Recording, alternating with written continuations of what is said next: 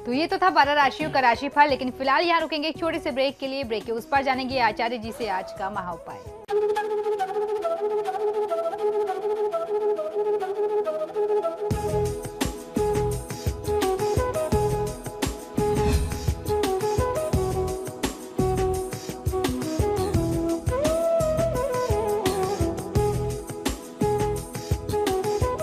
और ब्रेक के बाद एक बार फिर से आपका स्वागत है। चलिए अब आचार्य जी से जान लेते हैं आज का महाउपाय।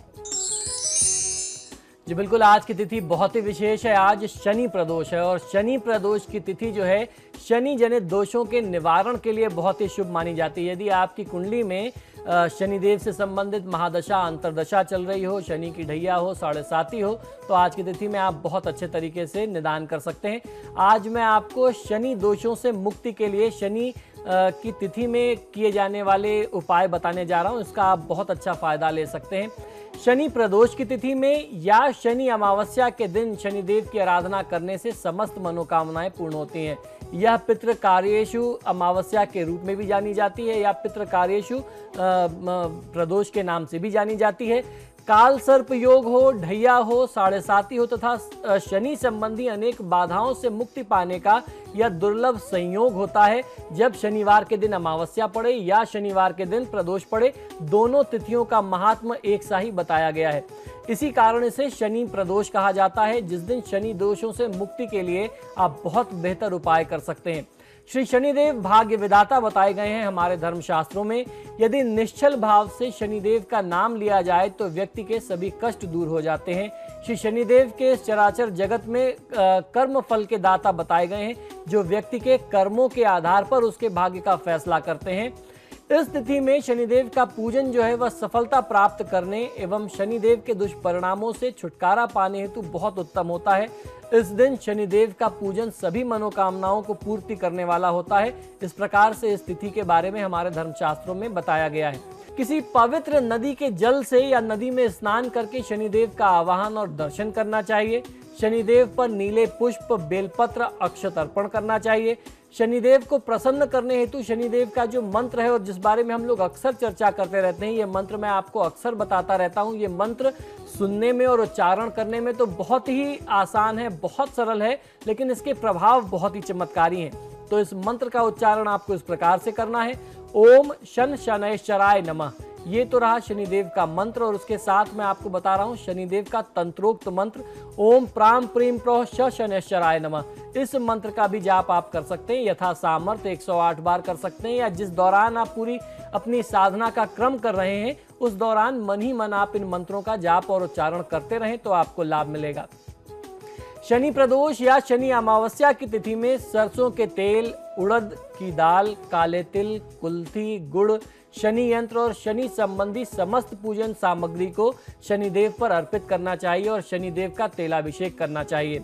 शनि प्रदोष के दिन शनि चालीसा, हनुमान चालीसा या बजरंग बाण का पाठ अवश्य करना चाहिए, खासतौर पर उस व्यक्ति को जिसकी कुंडली में शनि से संबंधित कोई अशुभ स्थिति चल रही है। शनि जिनकी कुंडली में या जिनकी राशि पर शनि की 7.5 व ढैया का प्रभाव हो, उन्हें शनि प्रदोष अथवा शनि अमावस्या के दिन शनिदेव का विधिवत पूजन अवश्य कर लेना चाहिए।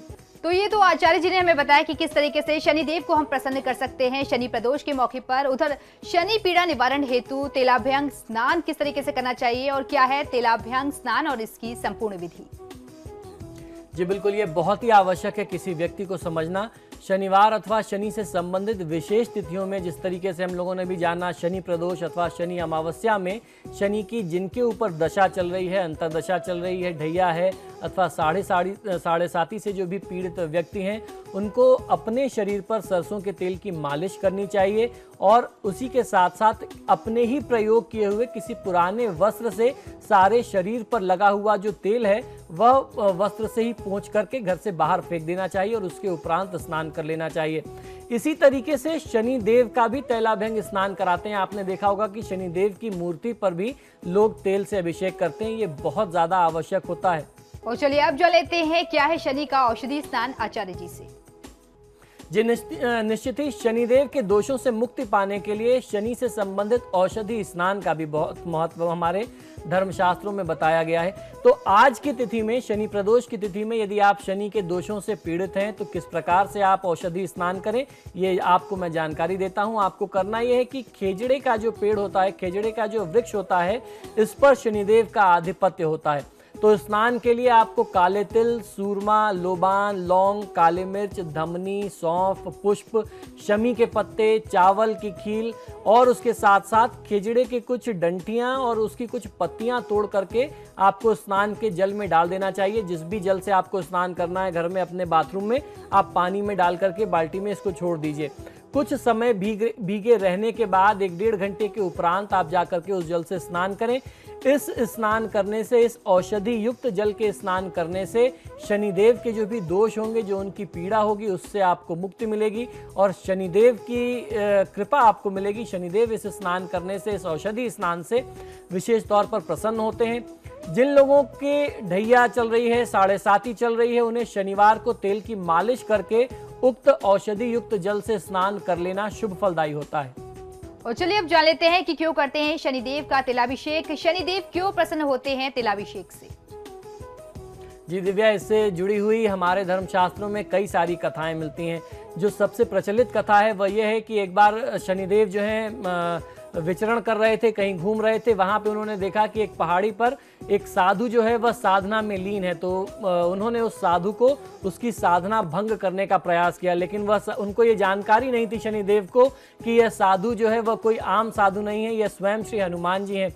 हनुमान जी ने उनसे आग्रह किया कि आप मुझे क्यों परेशान कर रहे हैं, मैं अपने इष्ट देव श्री राम के नाम का ध्यान कर रहा हूं, आप मुझे मेरी साधना करने दीजिए।